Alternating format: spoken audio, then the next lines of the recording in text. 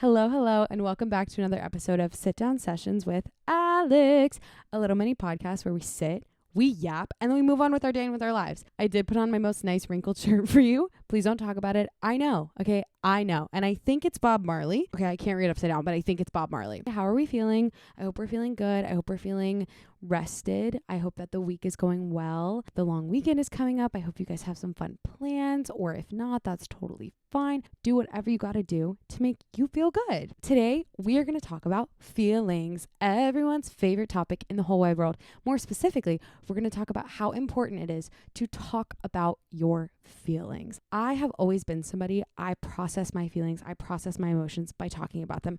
Clearly, okay, I have a microphone and a camera and I'm just yapping. So clearly I be a yapping about my feelings. And I understand not everybody's like that. I totally get that. Some people are way more reserved. It's really hard to talk about your feelings and it's really scary and you never know how they're going to be received. I think if you grew up in a situation or grew up around people that shamed you for talking about your feelings or made you feel like they weren't important, it's so understandable why you would be like, I'm not talking about that. Like, I've tried and people have only ever met me with like annoyance and this isn't important and all that kind of stuff. I have to tell you, it's so important. My grandmother, my mom used to say, your thoughts are like balloons in your head, and the more you think about them, the bigger the balloon gets. And when you finally talk about it, the air is released and the balloon gets smaller. And that's always something I've carried with me because I think we can get so trapped in our heads and it just feels so big. And I know for me, even as a self-proclaimed yapper, of course, I have moments where like, I don't want to talk about how I feel. And it's so much easier for me to just ruminate on it in my head and just to have this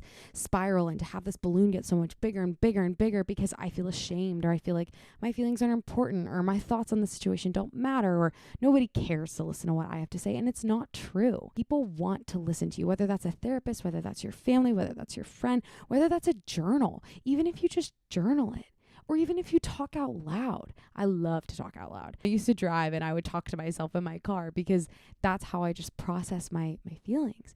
But you should never let feelings just sit and fester in your head, especially like negative feelings. They kind of turn to poison. And what you really believe becomes your reality. Not all the time, but I think a lot of the time. It's so important to get those things out. It's so important to talk about them. I think when you talk about feelings, you take the power back from them.